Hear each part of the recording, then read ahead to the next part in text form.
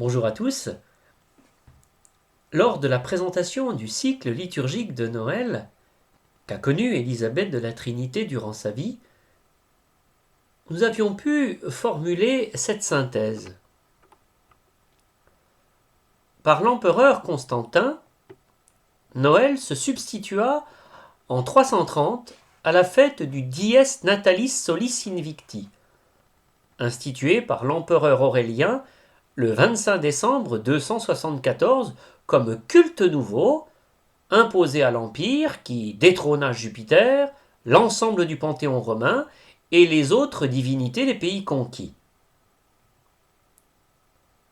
Nous avions pu voir que cette fête était un parfait syncrétisme romain, issu d'un métissage culturel et cultuel d'éléments antiques provenant d'abord de l'Égypte, la perspective de la naissance du dieu Soleil comme fête religieuse, et de la Syrie, en particulier la fête de la grande naissance au moment précis du solstice d'hiver, mais qui est une fête non religieuse. Nous avions pu découvrir en outre que le fameux Sol Invictus, le soleil invaincu, était en fait le dieu soleil d'Aurélien, qui se plaçait au-dessus du dieu soleil de la Syrie, qui se nomme Elagabal, ou bien du dieu soleil d'Égypte, le célèbre Osiris. À la même période donc, aux alentours de 330, l'Orient adopta la date antique du 6 janvier, connue depuis moins de 1000, où l'Égypte fêtait la naissance du dieu Haïon, né de la Vierge Corée, comme fête de la nativité, mais relue sous l'angle d'une épiphanie. Le Verbe éternel se manifeste à travers la naissance de Jésus de Nazareth.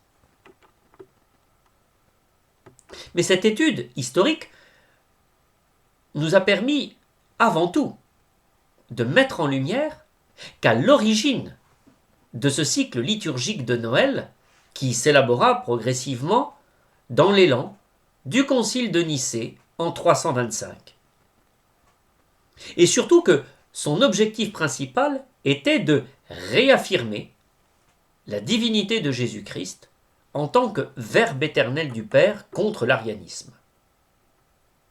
En effet, à partir de 325, il y a eu tout un élan de prédication, d'enseignement, en particulier les catéchèses sur le symbole, et la fête de Noël se situe dans ce même mouvement de réaffirmer la divinité de Jésus-Christ. Ensuite, nous avions pu mettre en lumière que la grande majorité de ce cycle liturgique de Noël qu'a connu Élisabeth de la Trinité était constituée dès la fin du VIe siècle.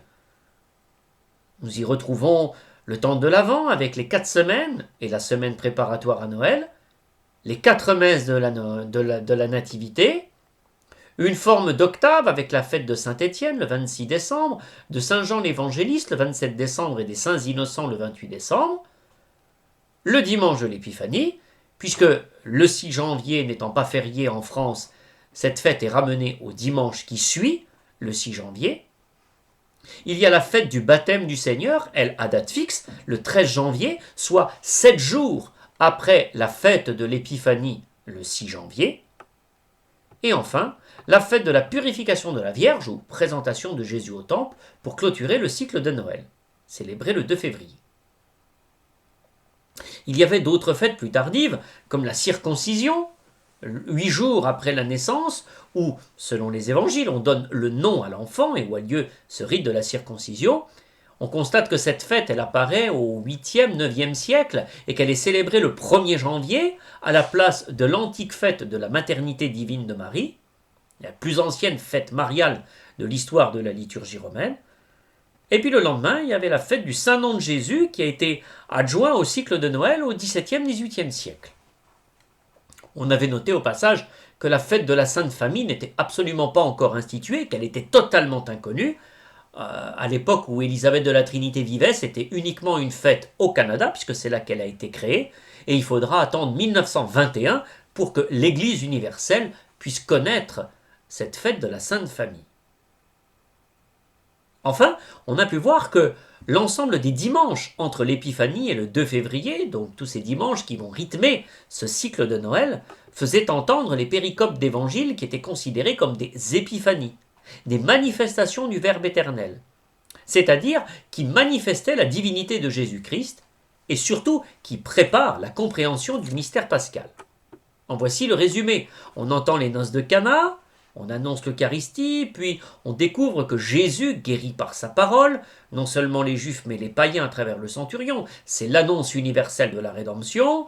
Jésus apaise la tempête par sa parole, ça annonce la victoire sur la mort, prémisse de la résurrection.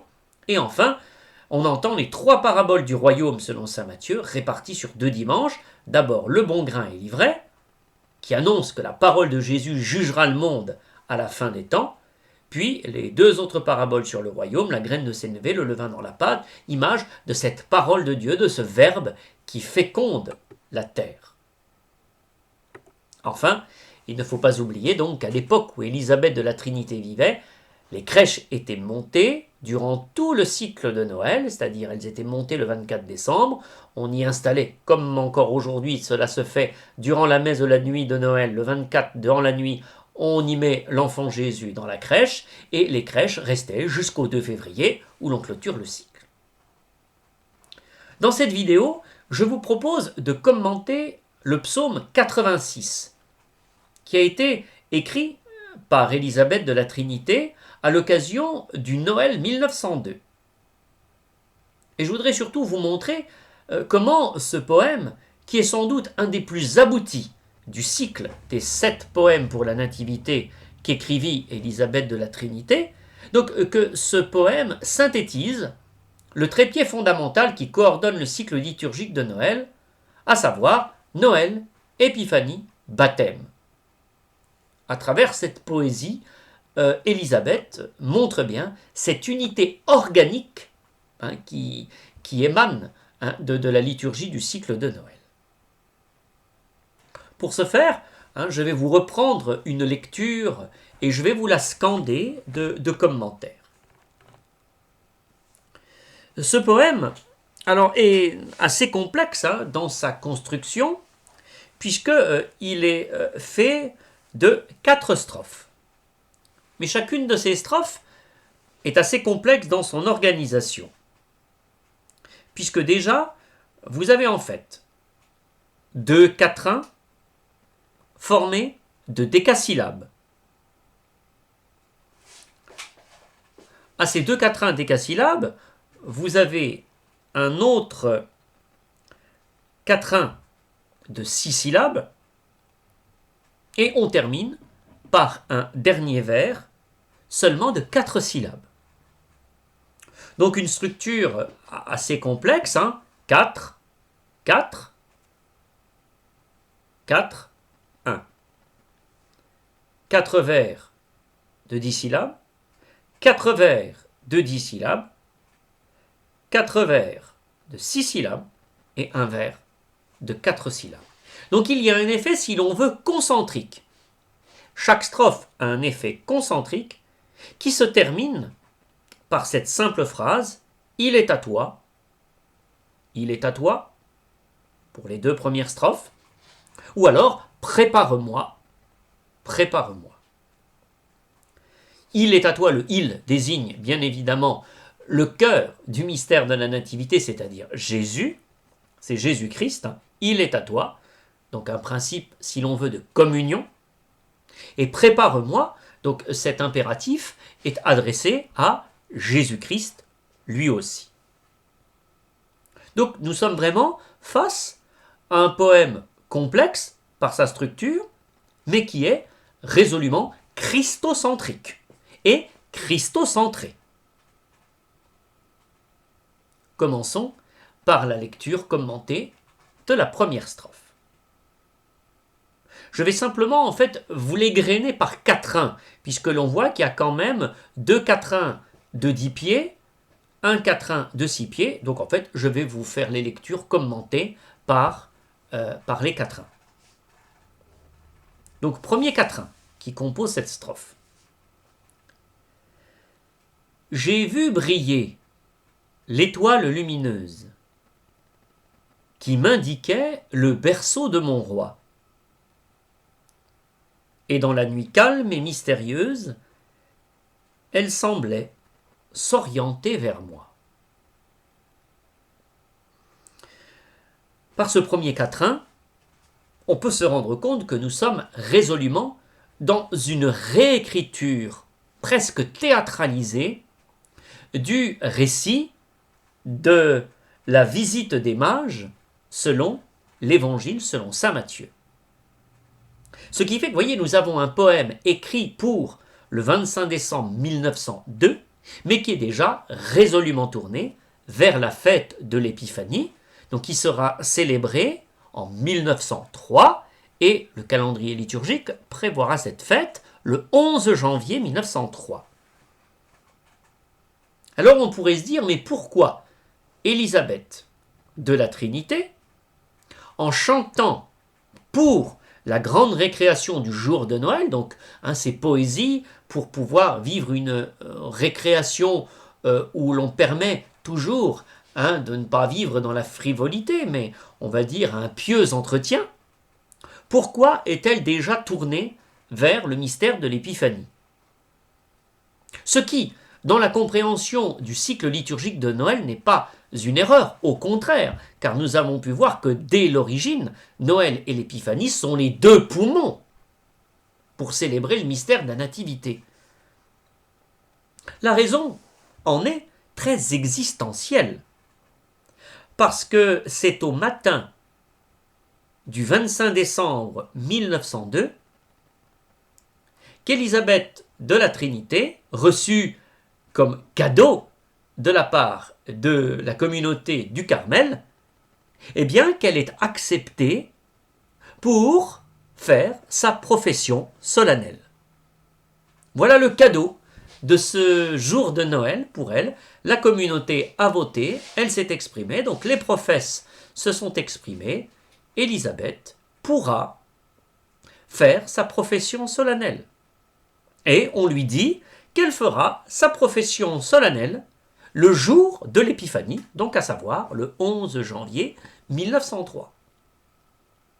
Donc Élisabeth de la Trinité est toute orientée déjà vers cette fête de l'Épiphanie, puisque c'est en cette fête qu'elle verra vraiment la concrétisation de son désir le plus profond, celle d'être religieuse et surtout celle d'être carmélite. Donc on pourrait dire que c'est presque naturel qu'elle est déjà entièrement tournée vers l'Épiphanie. Mais alors pour dire quoi? Parce que comment est-ce qu'elle va reprendre l'Évangile selon Matthieu? Et comment elle va finalement l'interpréter et la théâtraliser en se mettant comme sujet principal? D'après le récit évangélique selon saint Matthieu, on sait que l'étoile se lève à l'Orient et on annonce la naissance. Et les mages se mettent en route pour venir à Jérusalem. Et bien là, elle reconfigure, c'est-à-dire ce que les mages ont vu, on a vu son étoile se lever à l'Orient, on s'est mis en route. Et Élisabeth, elle se met finalement dans la posture des mages. J'ai vu briller l'étoile lumineuse, comme jadis les mages ont vu l'étoile. Elle m'indiquait le berceau de mon roi. Où est-il, le roi qui vient de naître? Telle va être la question des mages quand ils arrivent à Jérusalem. Et dans la nuit calme et mystérieuse, elle semblait s'orienter vers moi. L'Évangile nous dit qu'on a vu son étoile à l'Orient.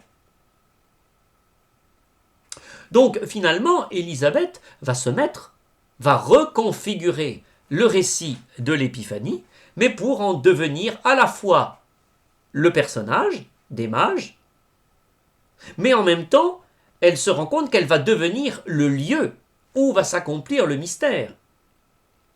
Puisque cette étoile qui est à l'Orient, elle va s'orienter vers où? Vers moi. Autrement dit, c'est vraiment, Élisabeth, c'est le mystère qui va s'accomplir en elle. Donc là, nous sommes le jour de Noël, Et on peut dire qu'Élisabeth se rend compte qu'il va y avoir une manifestation, il va y avoir une épiphanie pour elle.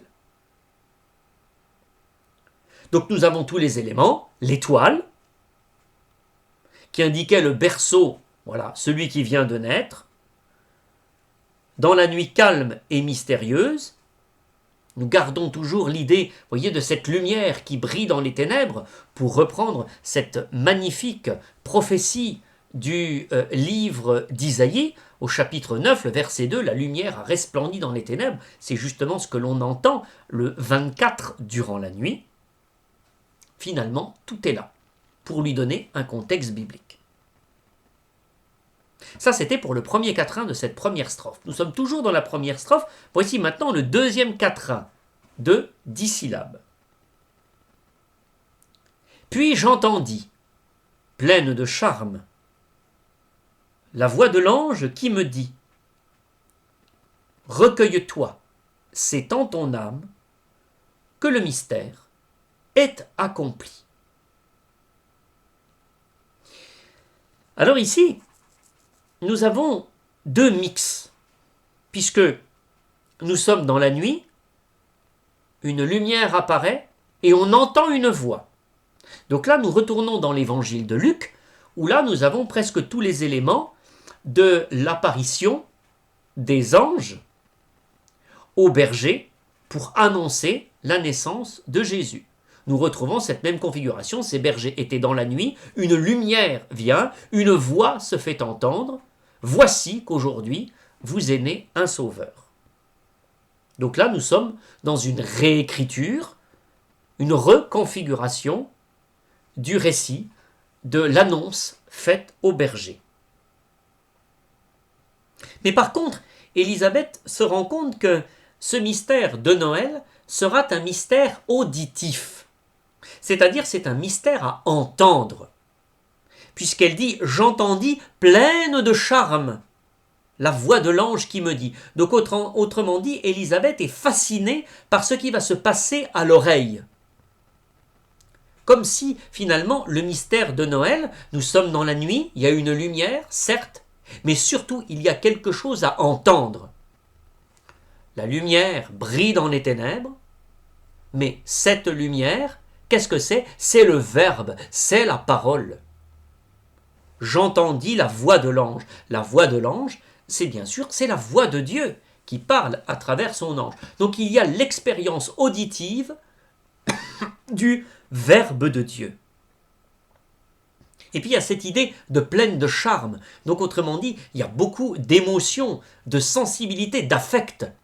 L'affect pour Élisabeth de la Trinité en ce matin de Noël 1902, c'est « j'ai entendu ». C'est le plaisir de l'ouïe. Et comme si l'on découvrait toute la spiritualité, toute la mystique de la fête de la Nativité à travers cette audition du Verbe éternel. Et que dit l'ange? Recueille-toi, c'est-à-dire entre en toi-même, c'est en ton âme que le mystère est accompli. Et là, nous sommes, pareil, vous voyez, dans une espèce de reconfiguration de l'évangile. Car quand les anges sont venus annoncer aux bergers, voici qu'aujourd'hui est né le Sauveur. Quand on annonce, c'est que la naissance a déjà eu lieu, et les bergers le découvrent.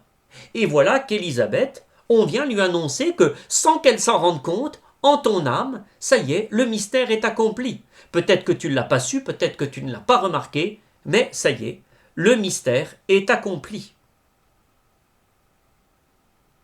Et quel est ce mystère? Jésus est né. Jésus est né en elle. Quelque part, à travers ce simple deuxième quatrain, nous avons presque dit de manière très dépouillée toute la mystique de la naissance de Dieu dans l'âme. Ici, c'est la naissance du Verbe éternel. Voici que le Verbe éternel est né, recueille-toi, il est né en toi. Ce lieu dans l'Évangile, car la délicatesse de l'Évangile, c'est qu'on ne sait pas où a eu lieu cette naissance. L'Évangile ne nomme pas directement, la tradition bien sûr saura découvrir la fameuse grotte de Bethléem où Jésus est né, mais il n'empêche que dans l'Évangile, il n'y a pas de mention d'adresse. Finalement, ça laisse le mystère. Et là, nous avons une interprétation mystique du mystère de la nativité. Jésus, le Verbe éternel, est né en ton âme. Recueille-toi, c'est en ton âme que le mystère est accompli. C'est là, c'est en son âme. L'âme devient le berceau où est né le roi du ciel. N'y a-t-il que ce mystère-là qui s'accomplit? La suite du poème nous le dira. En tout cas, le troisième quatrain, qui maintenant n'est fait que de 6 syllabes, s'adresse directement à Jésus. Jésus, splendeur du Père, en toi s'est incarné, avec la Vierge Mère, étreint ton bien-aimé, il est à toi. Jésus, qui s'adresse bien sûr au vocable du nom de Jésus, le saint nom de Jésus, pour reprendre la fête liturgique du 2 janvier, splendeur du Père. Là, par contre, c'est une interprétation du mystère de la Trinité. Donc Jésus en tant que splendeur du Père, nous trouvons ça dans la lettre aux Hébreux, au chapitre 1, verset 3, et cela désigne bien, que la splendeur du Père, c'est l'allusion au Verbe éternel, qui, selon cette lettre, est le reflet, le miroir de la gloire du Père. Donc en fait, Élisabeth s'adresse à Jésus, le saint nom de Jésus de Nazareth, dans son humanité, mais en disant tout de suite splendeur du Père, donc c'est l'allusion au Verbe éternel, quelque part à travers ce premier vers de ce dernier quatrain, Élisabeth confirme et confesse la foi en Jésus-Christ, à la fois vrai homme, Jésus, mais en même temps vrai Dieu. Il est la splendeur du Père. Il y a ici un parfait équilibre qui se fait entre l'humanité et la divinité. Jésus, splendeur du Père, en toi s'est incarné. Donc voilà, ça y est, c'est attesté. Voilà le mystère, c'est l'incarnation dans l'âme. Avec la Vierge Mère, étreint ton bien-aimé, il est à toi. Donc là, ici, nous avons cette allusion mariale. Ben oui, Marie, terre de la promesse, qui en son sein a engendré le Verbe de Dieu, c'est elle qui l'a mis au monde. Puisque là, on assiste à la naissance de Dieu dans l'âme, et bien que Marie soit là à nos côtés. Marie était la mère qui a mis Jésus au monde, et donc là, en communion avec elle, étreint ton bien-aimé, c'est-à-dire embrasse-le, c'est une vie de communion dans l'amour. Puisque l'étreinte est quand même un verbe courtois qui désigne cet amour extraordinairement noble, extraordinairement courtois, cet amour qui se donne. Il est à toi. Dieu se donne. Dieu s'est donné. Dieu s'est incarné, ça veut dire que Dieu s'est déjà donné. Et là, on voit bien comment la fête de la Nativité est déjà orientée vers le mystère de Pâques.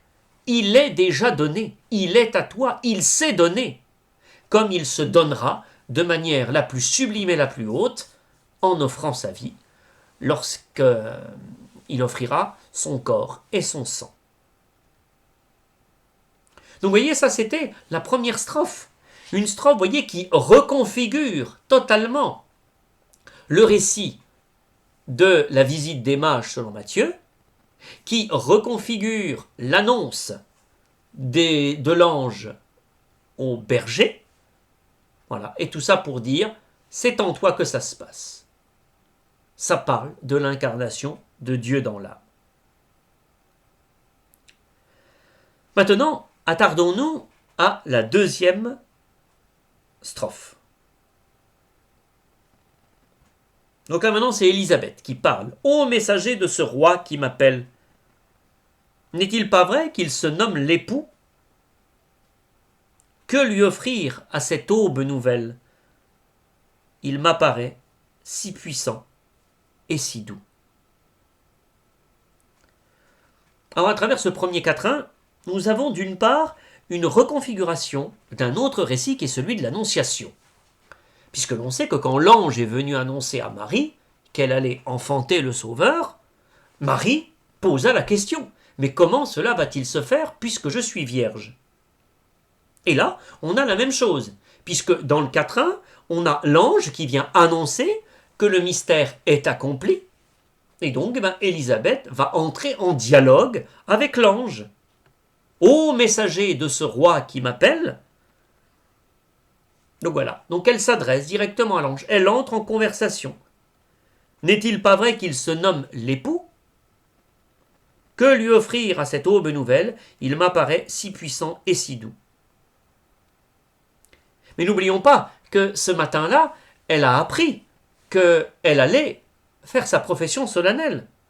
Donc ça y est, la communauté a voté, et pour elle, ça y est, par la communauté, c'est la confirmation que Dieu l'appelle bien à être religieuse et à être carmélite. Pour elle, c'est la confirmation de l'appel de Dieu. L'Église s'est prononcée au matin de Noël 1902, et pour elle, ça y est, à travers la voix de cette petite église domestique qu'est la communauté du Carmel, c'est la voix de Dieu qui s'est manifestée, ça y est, elle est appelée.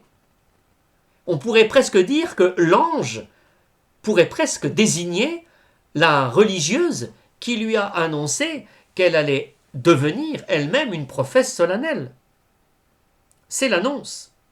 Ça y est, elle est appelée. Jésus l'appelle à être carmélite. N'est-il pas vrai qu'il se nomme l'époux?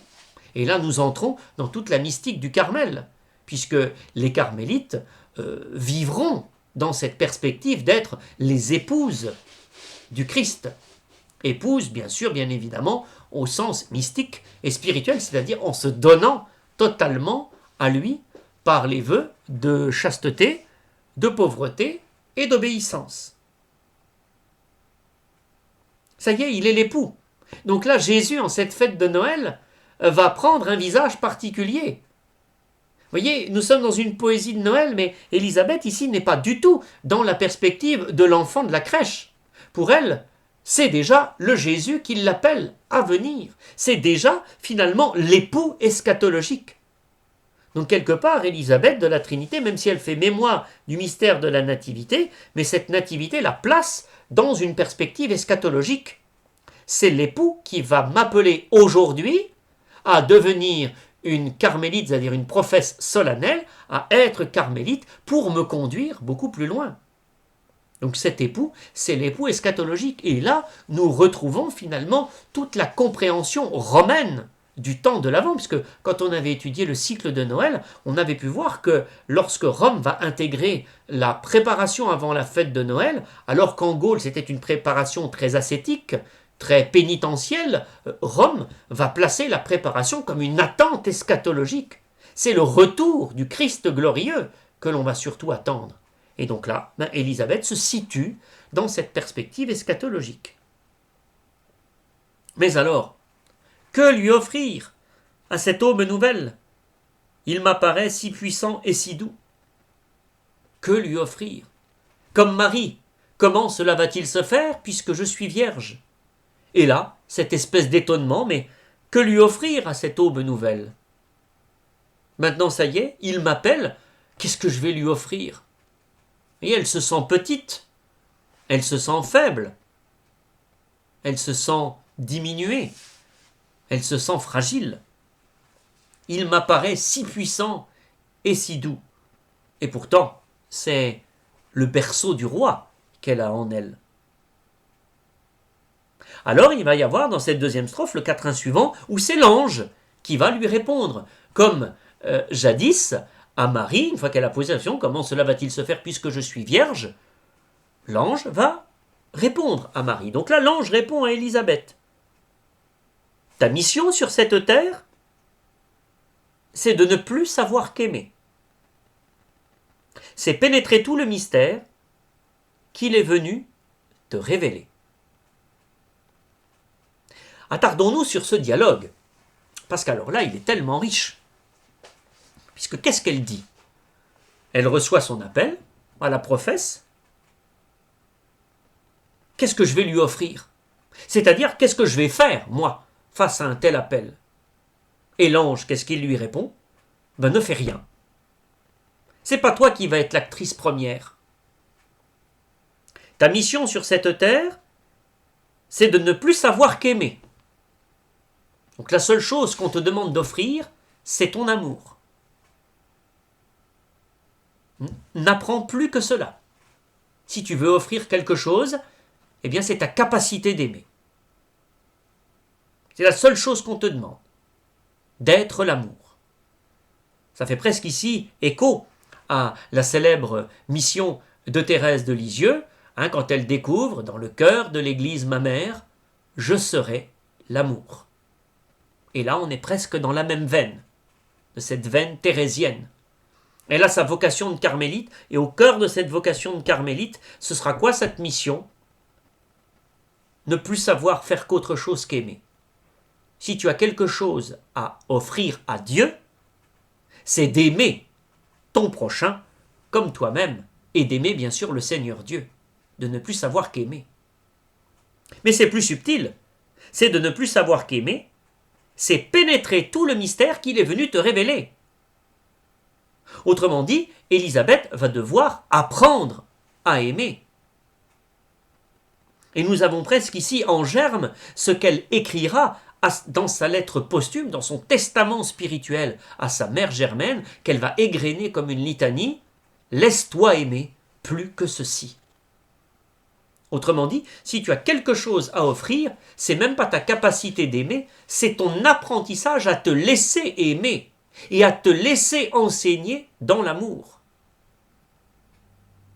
C'est entrer dans le mystère du Dieu qui est amour. Quel mystère s'est accompli?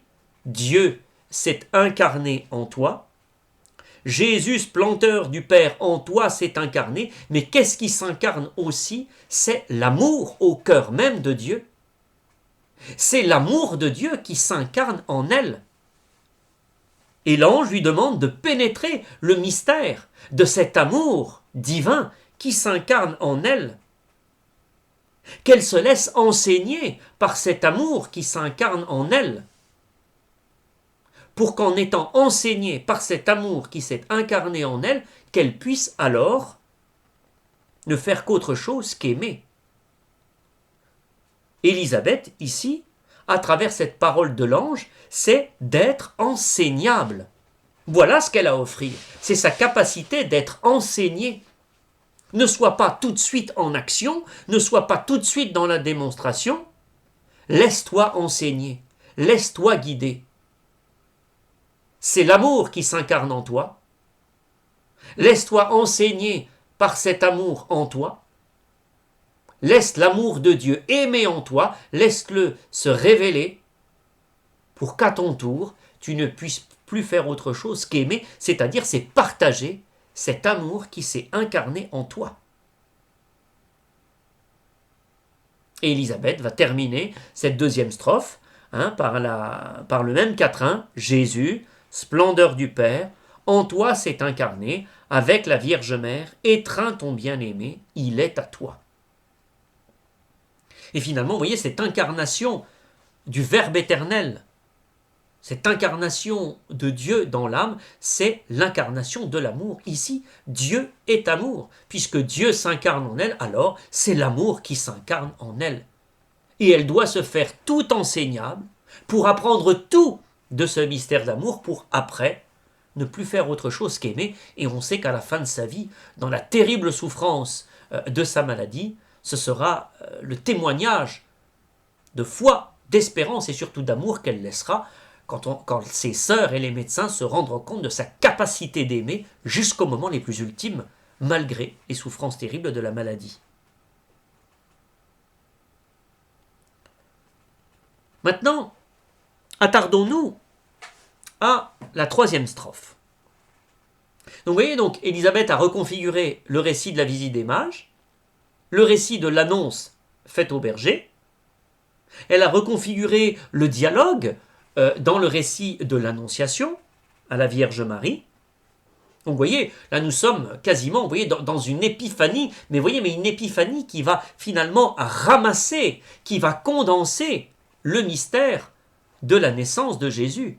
Et là, quelque part, Élisabeth est très orientale, puisqu'on a pu découvrir que, à l'origine, justement, dans le monde de l'Orient, quand Rome va décider en 330 de fixer Noël, va se concentrer sur la naissance, au royaume d'Orient en fixant la fête de l'Épiphanie le 6 janvier, presque à la même période, on se rend compte que dans les liturgies les plus antiques de l'Épiphanie orientale, on considère tous les événements de la naissance sous l'angle de la manifestation du Verbe éternel.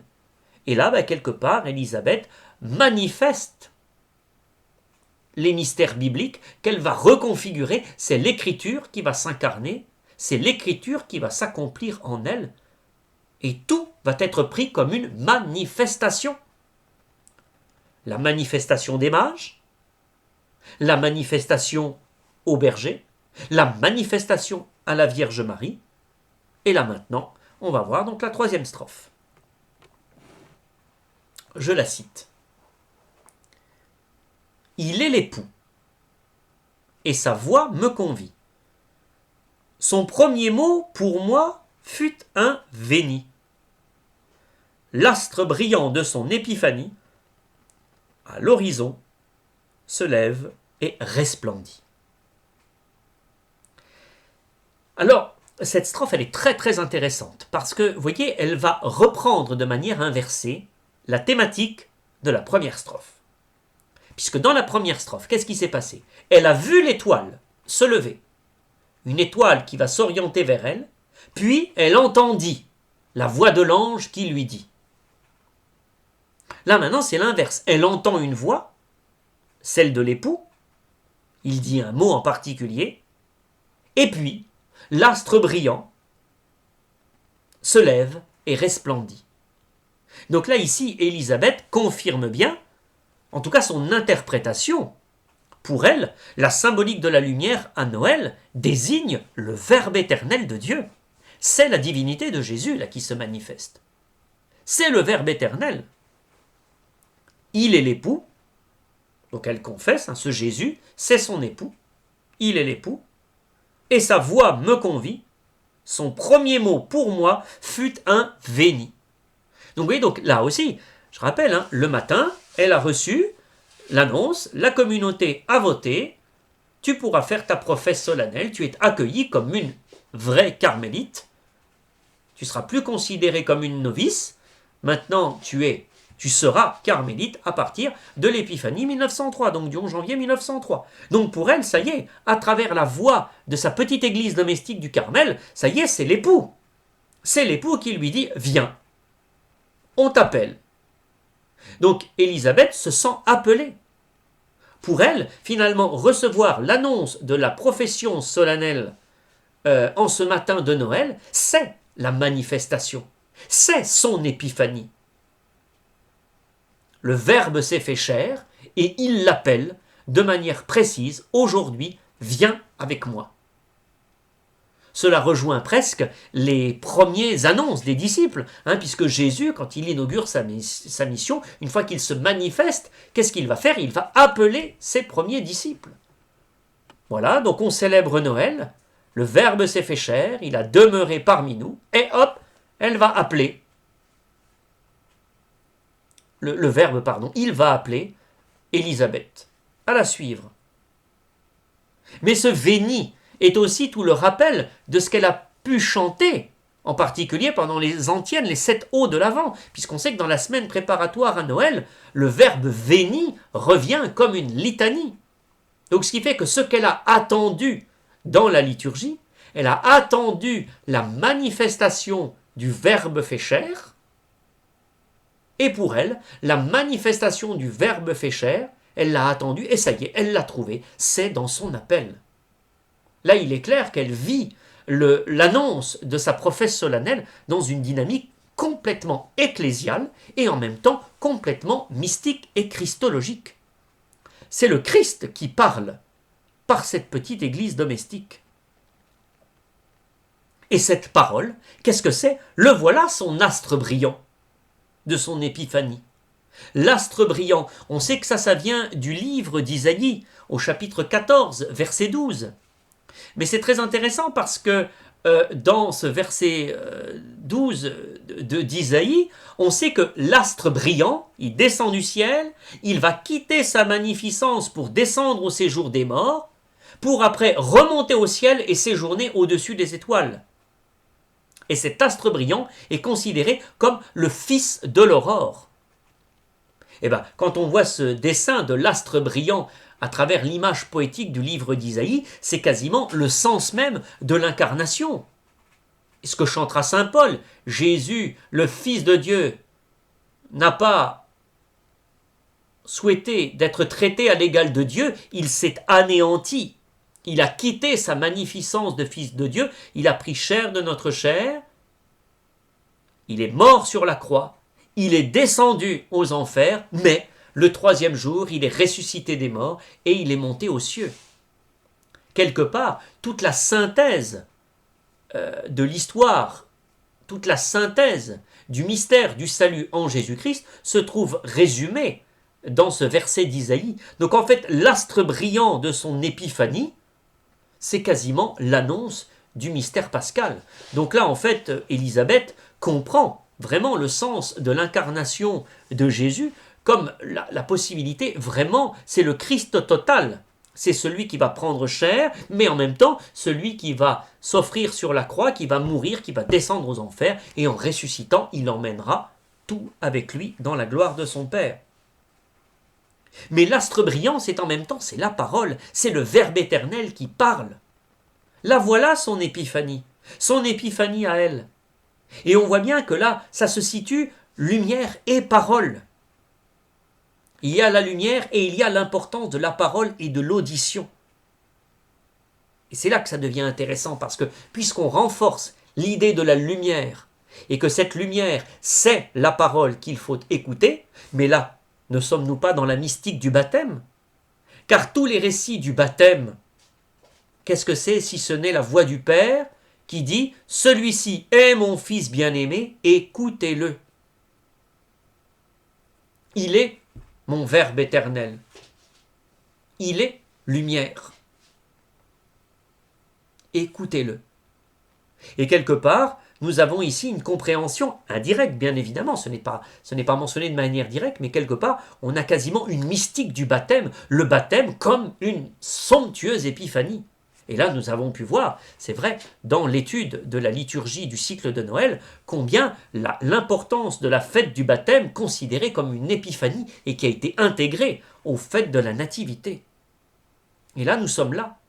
Élisabeth a écouté la voix du Christ. C'est sa lumière, c'est son épiphanie.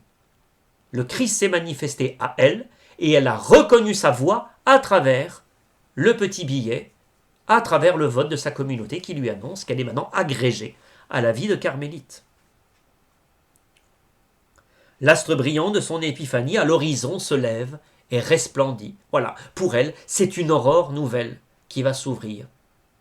Elle va enfin accomplir ce qu'elle a désiré depuis très longtemps, c'est-à-dire être carmélite. Alors elle continue, le quatrain suivant.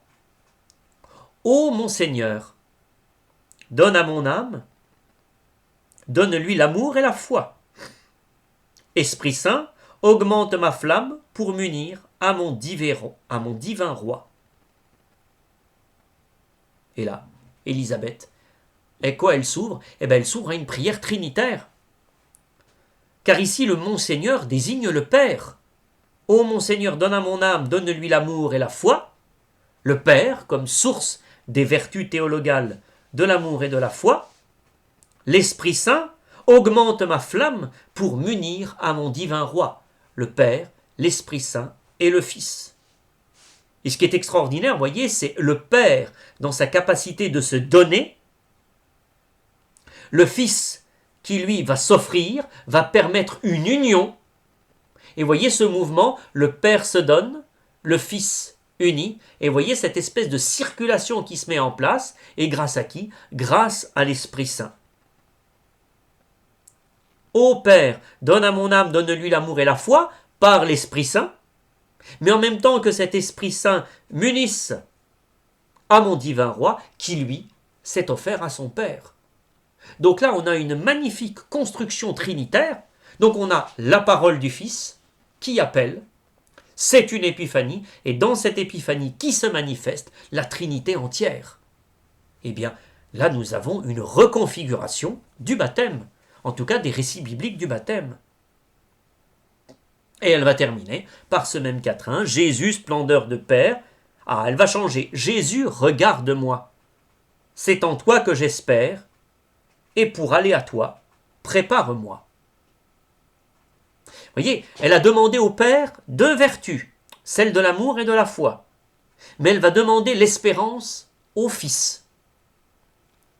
Jésus, splendeur du Père, donc elle reconnaît Jésus de Nazareth, mais en même temps il est la splendeur du Père, donc il est le Fils de Dieu, il est le Verbe éternel. Jésus, regarde-moi. Donc vous voyez, on va installer un vis-à-vis de regard, c'est-à-dire d'adoration, de contemplation. Dans la contemplation, c'est en toi que j'espère, le Christ est son unique espérance, et pour aller à toi, prépare-moi. Donc là, vous voyez, elle implore le Christ. Seigneur, apprends-moi à me donner. Apprends-moi à devenir carmélite. Apprends-moi à me consacrer totalement par ma profession solennelle. Et il n'y a qu'une seule personne qui va la former, c'est le Christ. Là, Élisabeth est initiée par le Christ pour entrer dans le mystère de son offrande. Donc vous voyez, donc là c'est magnifique quand même. Hein. Elle entend la voix, c'est son épiphanie, c'est son astre. Elle fait une prière à la Trinité entière. Ô Père, donne à mon âme, donne-lui l'amour et la foi, par l'Esprit, mais en même temps que ton Esprit m'unisse à ton Fils. Pourquoi ? Parce que mon divin roi va me préparer pour que je m'offre à toi. Donc là, nous sommes totalement dans une interprétation de l'incarnation comme une offrande. Élisabeth va s'offrir. Et en ce jour de Noël, elle va vraiment considérer qu'elle entre dans la dynamique d'une offrande. Le mystère de Noël, c'est le mystère d'un don, mais en même temps, c'est le mystère où on va apprendre à se donner, puisque celui qui s'est donné, celui qui a pris chair de notre chair, sera celui qui va s'offrir totalement pour le salut du monde. Enfin, il y a la dernière strophe. Je la cite. « Le séraphin avait quitté la terre, mais le rayon brillait toujours en moi. Me recueillant sous cette lumière, je touchais Dieu par l'amour et la foi. » Donc voilà, les anges maintenant se taisent, comme dans les évangiles, puisqu'il ne faut pas oublier que les anges parlent jusqu'à la naissance de Jésus. Une fois que Jésus est né, c'est quasiment leur dernière parole. Après, les anges ne parlent quasiment plus. Ils ne parlent plus. Et là, c'est pareil. Ils s'en vont. Les anges s'en vont. Mais le rayon brillait toujours en moi. Le rayon, c'est l'étoile, c'est l'astre brillant, c'est-à-dire c'est le Verbe éternel.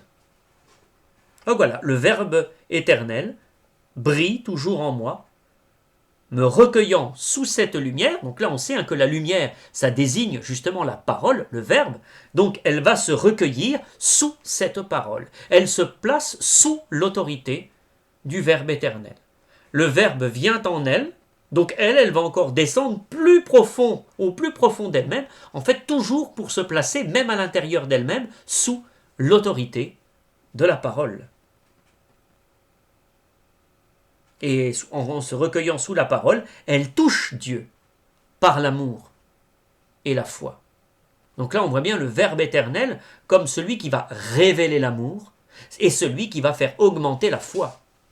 Révéler l'amour parce que Dieu est amour et va affermir la foi. La foi en quoi ? Au fait que Jésus est le Fils de Dieu, qu'il est le Verbe éternel. Elle poursuit. Puis me faisant tout adorante, j'écoutais mon Verbe adoré, et j'entendis ce qui se chante au sein de la divinité. Donc là, elle ne fait que redire, mais avec beaucoup plus de précision, tout ce qu'elle a été capable de dire depuis le début de la 3e strophe. C'est-à-dire quand elle se recueille sous cette lumière, elle se fait tout adorante. J'écoutais mon Verbe adoré, c'est normal, puisque la lumière désigne, c'est l'étoile lumineuse, c'est l'astre brillant qui désigne la parole de Dieu, le Verbe éternel. Donc elle écoutait ce Verbe adoré, et en écoutant le Verbe, elle entend ce qui se chante au sein de la divinité, c'est-à-dire elle découvre qui est Dieu. Et pour elle, Qui est Dieu? C'est l'amour. Donc en écoutant en son âme le verbe adorer, qu'est-ce qu'elle entend? Eh bien, elle entend le chant de l'amour. Elle entend le chant de l'amour divin. Elle entend ce qui se passe au cœur même de la Trinité. Et donc c'est en son âme qu'elle peut entendre ce qui se résonne. Vous voyez, c'est comme si elle devenait comme une espèce de grotte au sein de laquelle, vous voyez, il y a la goutte d'eau du mystère divin, stock, qui d'un seul coup se fait entendre. Où pourra-t-elle entendre le mystère de Dieu? Où pourra-t-elle découvrir qui est Dieu? Où pourra-t-elle entendre le mystère de l'amour divin au cœur de la Trinité? C'est en elle, c'est en son âme.